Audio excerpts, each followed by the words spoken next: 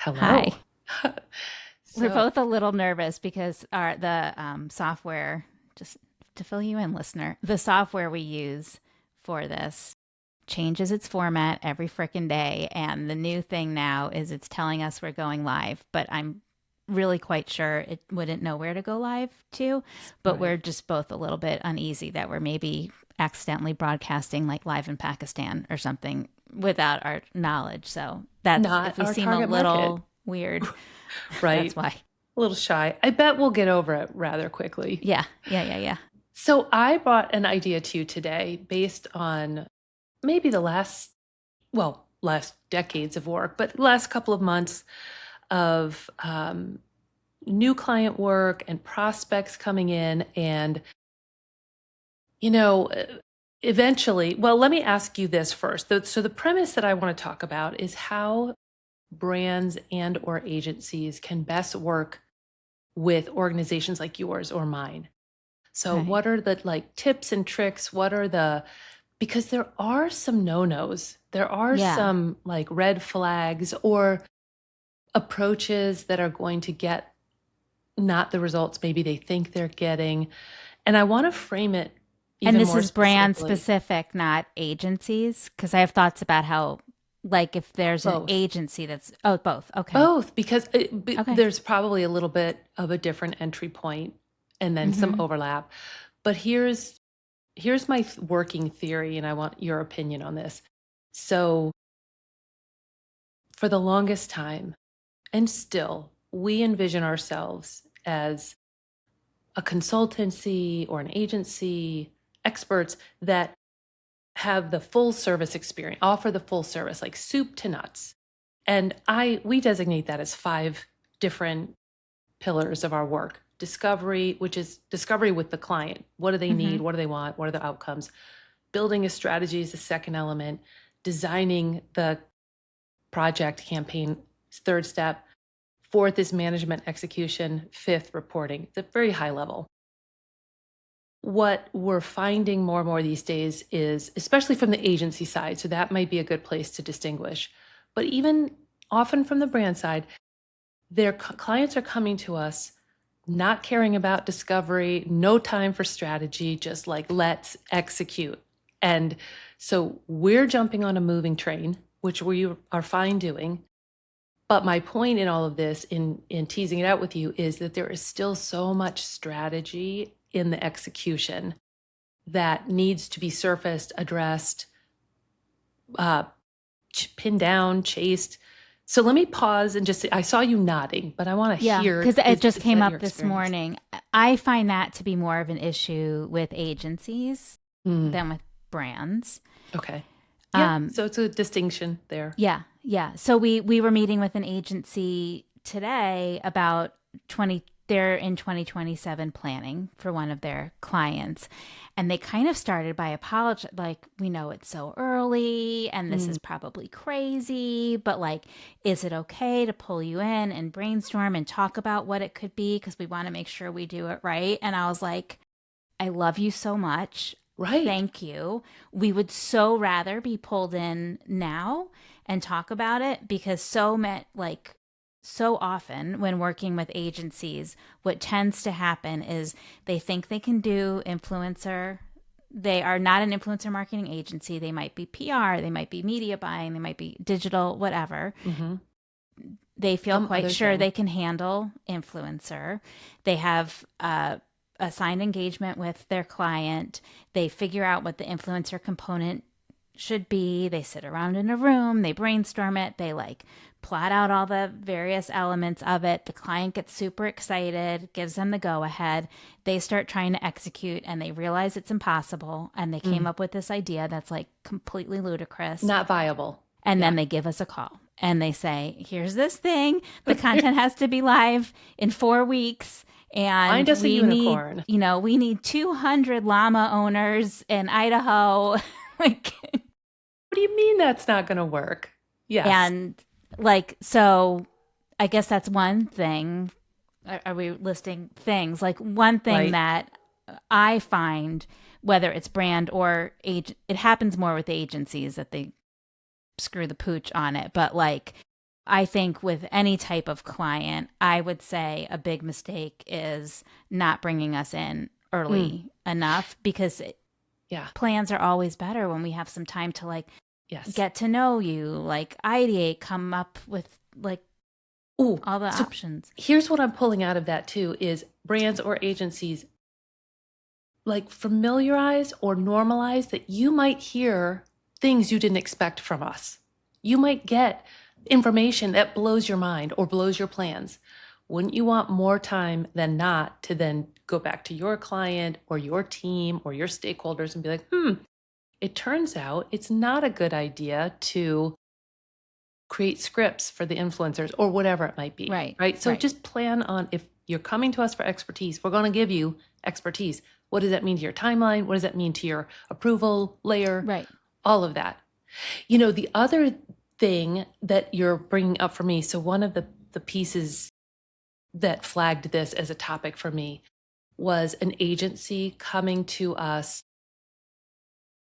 probably more from the media buying side Okay. and wanting to complement with influencer and just realizing they didn't have the expertise, et cetera, et cetera. But then they treated the relationship with us, I think, more like a media buying relationship than, hey, we want your expertise. You know how best to handle this.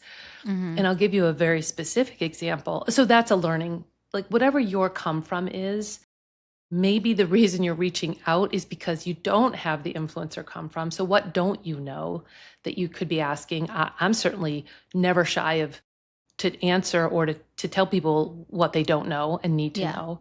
But in this particular case, it was, the first call, everything's happy and excited. And then they wanted a proposal. And we always do our proposals face to face on Zoom. So we did that. Great feedback, everything. And we get to incorporate what the client is hearing and thinking and where they see watch outs or need more information. Great. Then silence for quite a few weeks. And I'm okay with that. Doesn't worry me. I think they're doing their thing. They're getting approvals. They're an agency, so they've got layers with the client. But when we did hear from them again, it was okay. We have put our program together. It is Tuesday of this week. By Tuesday of next week, we need an influencer list from you. Now, bear in mind, we hadn't signed a contract. We hadn't done a kickoff call. We didn't have messaging. Like it was just, we're ready. Why aren't you ready? And I had to, back them away from that, obviously. And that makes me wonder too. We've talked about this before, but you're very diplomatic about it. But influencer selection is strategic. It depends on so much and knowing so much. It can't spring right out of a proposal. Like to me, you've got to be embedded with that client. You've got to hear from all the different parties. You've got to surface their own internal I conflicts will, they don't even know they have. and we've talked about this before, but we have, I mean, some of it depends on, I mean, you always want to hear you got the job. You never want to hear, and now here's your crazy deadline. That said, like you and I both, I'm sure, have those certain verticals or types of clients where that's more doable than not, Hmm. right? Like, if it's a new lettuce something that's launching and they just need some like really strong Instagram food influencers, and you can just pull from this roster of people that you've worked with previously, and there's nothing controversial, there's nothing geo-targeted, there's nothing It's not llamas. weird. You don't have to, like, we all know what lettuce is, right? Right. Like Yeah. there's some No that you're watch like, outs. okay, this is still rushed, but it's Hmm. somewhat doable. But then you have the ones where it's like, people shopping for insurance in Washington State, or people, you Well, know, I guess what I'm saying is that circumstance or dynamic really put us in the position of being a vendor. Like we just want influencers.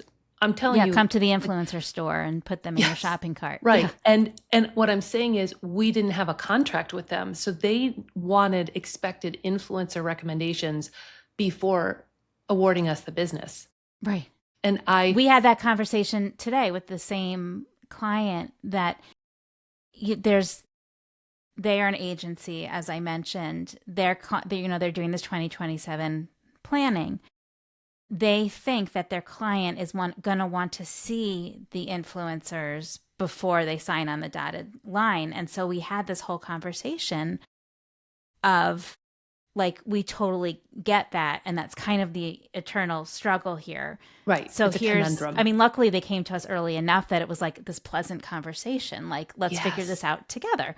So you have a Right. client who wants to see influencers before they sign the contract. Let us talk to you about what our recruitment process is, because it's actually a huge, like, a really outsized portion of the work that we do. It's So very important. time consuming. It's Yes. very important, and a lot goes into it. So we sign a contract. We might say we think we're going to have this many influencers. It'll be a range of maybe this many to this many.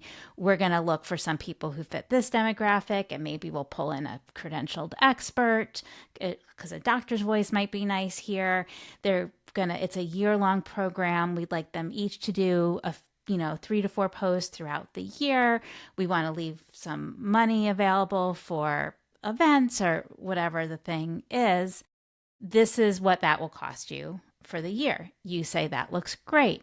We say cool. We sign a contract, and then all the work begins. So we know the bare bones of it, but then you're going to send us all your persona work. You're going to send us the style guide. We're going to meet your client. We're going to learn all about this product that they're promoting. We're going to open up recruitment. We're going to tell our network about it. We're going to reach out to managers. We're going to talk to the doctors we know. We're going to do some of our, manual research using our tools.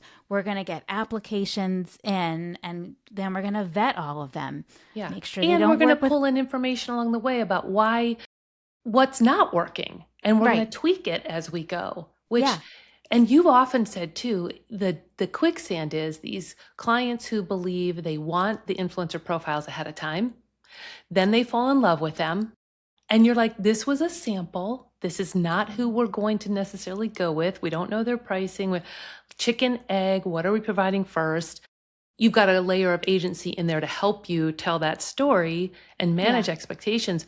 But it's like the buyer in this case can be their own worst enemy, because they're just like, oh yeah, we need help, but we're not going to respect any of what that looks like. I think it's like a trust issue, right? Like if you trust me or if you trust you, that makes no sense. If a client trusts me or trusts you, Casey, and like they know that influencer marketing is the way to go. They know that those influencers exist, and they trust us to know kind of estimates of what we should be paying these people or not. And that like it's this leap of, it shouldn't have to be a leap of faith. It's trust. It's like, I trust you, Casey, and you're telling me that this is going to cost this, and I'm okay signing here. And then I know that you are going to do all this work to find the right people who fit that profile to do this work. Like, I think it's that situation doesn't really happen with return. Clients, you've built that trust. You've built the cadence. Yeah. You're bringing up another piece to me, which is it's not just about the work, it's about decisions that get made along the way that need to be made quickly, need to be made in context, need to be made on a moving train with a lot of other data points coming in. And that's also what they're paying us for, and yet have a hard time with two things: distinguishing where they're outsourcing their decision-making and trusting us, because it is not just one decision. It is a decision in a maelstrom, a stew of other decisions and pressure points. And the other piece I can find can happen, especially at agencies, but also with brand teams. Who's the decision maker for that team? Because they like to have a lot of voices, right? A lot of people weighing in, and that's on us to figure out early on. But that's what I mean about all this strategy that goes into even the recruiting phase, is about understanding that team, the dynamics, the sensitivities, the hierarchy that they haven't even firmly expressed, because 2 people sit on the social team, 2 people sit on the digital paid team, 2 people are the client facing. They all think that they are the point of contact. if everybody's the point of contact, nobody's the point, nobody's the decision maker Yeah. or running point on it. Yeah. And that can And be that's why tricky. it's so nice. Like, man, we just love working with brands over the course of an extended period of time because excuse me, when you do these one-off campaigns, like I think we do a terrific job, and we always, meet or exceed expectations, and like I feel very secure in our process and the quality of our work. But like if you look at the first campaign that we do for a client versus the second or the third or the fourth, man, do they get better over time. There's like fewer, like that first, the influencer, I saw you posted on LinkedIn today that you like generated this influencer list and it's going to knock their socks off. Like that feeling when when you get there, like sometimes you get there the first time you're working with someone, but usually there's like some back and forth, and no matter how many questions you ask a client, they often don't know what they want until they see what they don't want. And there's this learning curve. And like we might have like some back and forth, and maybe there's, 1.5 to 2 rounds of recruitment on the first campaign with a client. By the time we're doing that second, third, fourth campaign, we're getting that list right the first time. Yeah. Every time. And you pointing out something that to me is an ideal client, and that's somebody with a growth mindset, somebody who comes into this, even if it's their first time, ready to learn, because they're going to learn not just about the brand at hand, not just about consumers, but again, about what their processes look like, how clearly they communicate, what their expectations are for turnaround responses on email. Do they expect 2 hours or 2 days? Yeah. That kind of thing. I think there's also like, it's knowing themselves and how they work and how their company works. And I think it's also like, I love clients who just kind of just understand the process in general. Like we just submitted just like a wave of content to a client, and she came back and she was like, I am like pretty much absolutely loving all of this stuff. There were like 1 or 2 pieces of content that I think missed the mark a little bit, but that was something new that we tried, and I know it's going to get there and be perfect next month. Like she just got it. Like we're all it's like a process. We're learning this stuff together as we go, and sometimes you need to kind of kick what the lands tire. this week in content might not land next month, in terms of cultural trends and whatnot. Yeah. The other piece I wanted to surface about strategy and expertise is it's good also to approach a partner like you or us as experienced in this, because we do see the strategy in how we work. And I'll give you an example. A premium brand or a premium location, travel destination, anything that's sort of premium might be different in our approach even to the influencers than quirky, edgy. Like we've worked with gamers recently. That's a very different, I think I told you, the gamer managers want to text me. They want to be on text with me. That's very different than a premium vacation destination, and how we might, not just the influencers, but we want to make sure that they're having a premium experience even when we're just reaching out to them and setting up their itineraries and managing and navigating their process. That's strategy that I'm sure that most brands and agencies, if they're thinking of it like, we just need someone to sort of, we love this idea and let's go, llamas or food bloggers or whatever it might be, I think they forget that we've earned so much knowledge about every little touch point. Well, and you how have to, it matters. that's a good point, bringing up the verticals. Like we've been doing our work in the, like the home contractor space has really been picking up, and working with contractors is so different from working with, a food influencer or a parenting influencer, like you're dealing with,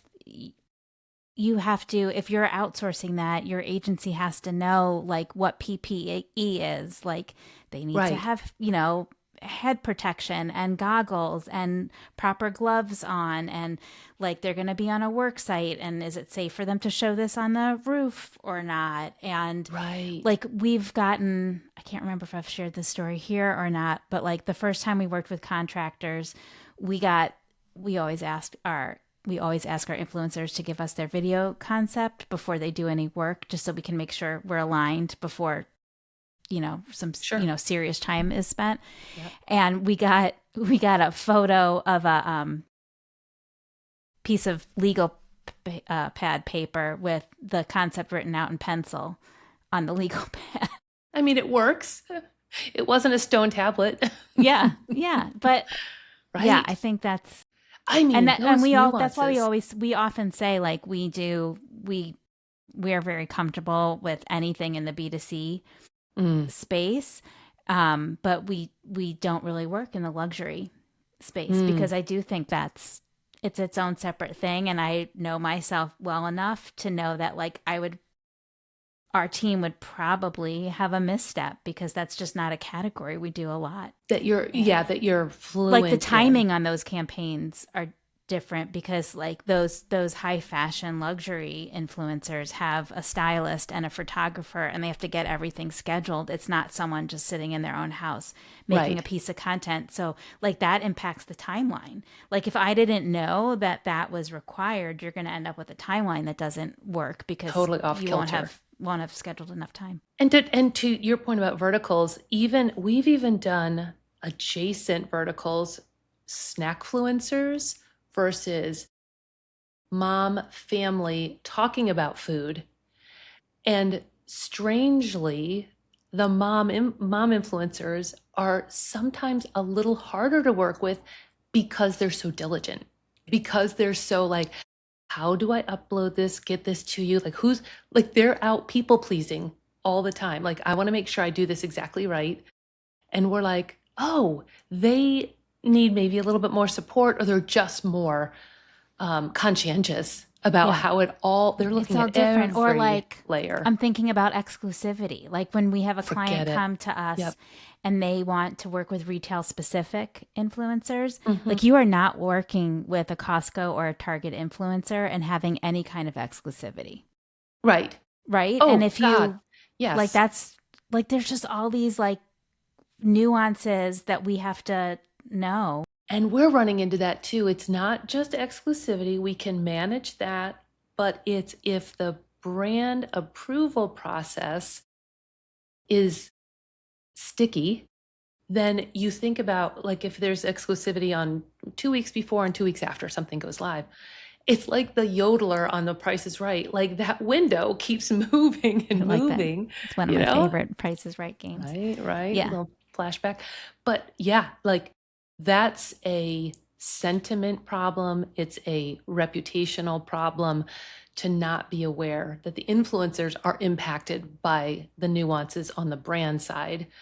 And it's ultimately comes down to it can be like strategic errors if they're not, maybe it's a more of a tactical error, but I think it's strategic in terms of you're knocking away the goodwill that this influencer wants to have with the brand by not paying attention to their ecosystem, their best practices, their structures and processes. And yeah, I guess at the end of the day, my soapbox is around if you're hiring us for our expertise or not and our experience, let's clarify that up front, what that really means to you, prospect or client, because there's probably a wealth that you're missing out on by coming in with blinders on and tunnel vision around what you know about influencer marketing or what you do in influencer marketing. And we can broaden that and really, to your point, drive impact on a much deeper level than Yeah. just being a vendor. Right. Right. Yay. Oh, this was good. Thanks for chatting this through with me. Thanks for having an idea.